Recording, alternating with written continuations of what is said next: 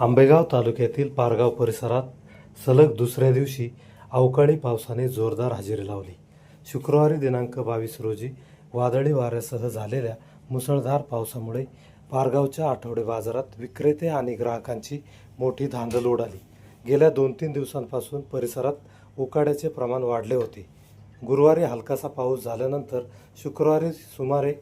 शुक्रवारी दुपारी सुमारे 4 वाजण्याच्या सुमारास अचानक आकाशात काळे ढग जमा झाले. त्यानंतर सोसाट्याच्या वाऱ्यासह जोरदार पावसाला सुरुवात झाली. जवळपास तासभर सुरू असलेल्या या मुसळधार पावसाने पारगाव परिसर अक्षरशः जलमय झाला.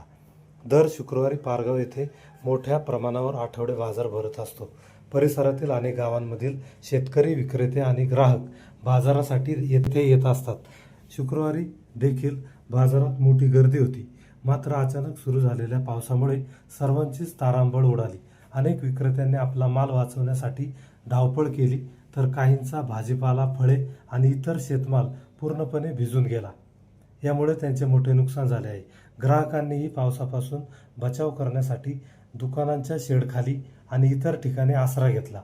पावसामुळे बाजार परिसरात मोठ्या प्रमाणावर पाणी साचले होते. काही ठिकाणी चिखल झाल्याने नागरिकांना चालणे देखील कठीण झाले. तसेच वाहतुकीलाही काही प्रमाणात अडथळा निर्माण झाला. दरम्यान जोरदार वाऱ्यामुळे पारगाव येथील मारुती मंदिराजवळील मोठ्या पिंपळाच्या झाडाची फांदी तुटून रस्त्यावर पडली. सुदैवाने तेथील रस्त्यावर त्यावेळी वर्दळ नव्हती, त्यामुळे जीवितहानी झाली नाही. मात्र काही काळानंतर स्थानिक नागरिकांनी तेथे जाऊन फांदी बाजूला करून वाहतूक सुरळीत केली.